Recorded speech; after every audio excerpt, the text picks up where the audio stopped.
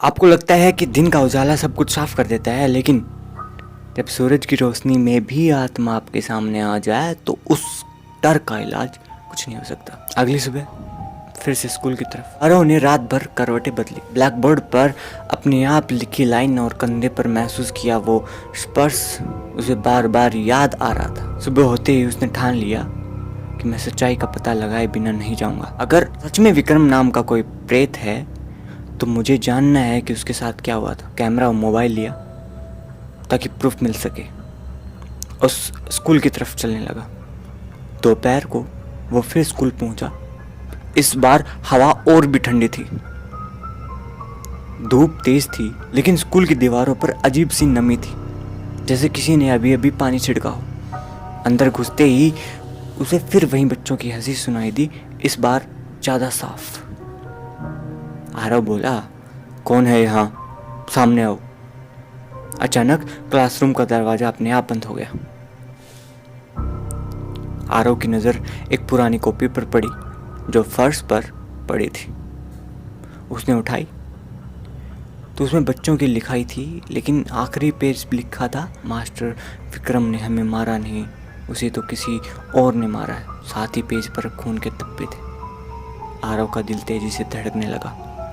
मतलब विक्रम बच्चों को मारने वाला नहीं था, तो फिर गांव वाले उसे इतना क्यों डरते हैं। वो कॉपी लेकर बाहर निकला कि क्लासरूम की खिड़की से उसने किसी की परछाई देखी।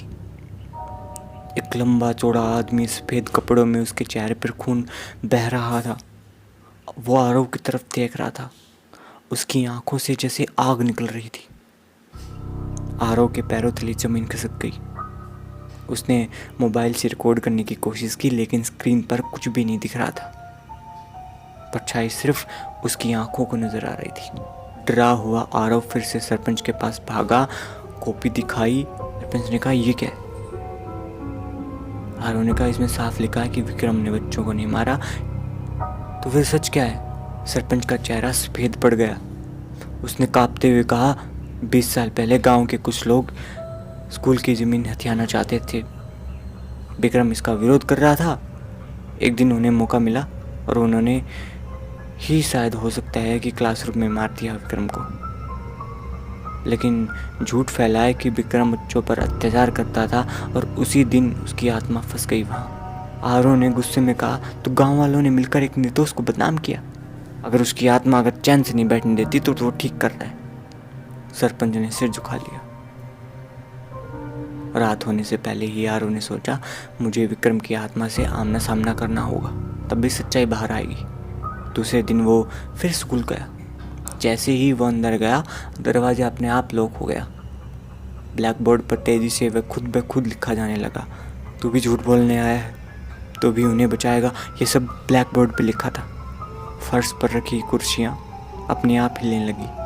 कॉपी हवा में उड़कर सीधे आरव के सामने गिर गई और अचानक उसे पीछे से किसी ने इतनी जोर से धक्का दिया कि वो ज़मीन पर गिर गया। उसने ऊपर देखा तो वही सफ़ेद कपड़ों वाला आदमी। उसका चेहरा अब और भी भयानक हो चुका था। वो चीखते हुए बोला, दिन हो या रात, मेरी सच्चाई कोई नहीं छुपा सकता, लेकिन जो भी सच्चाई के करीब जाता है वो जिंदा नहीं बचता।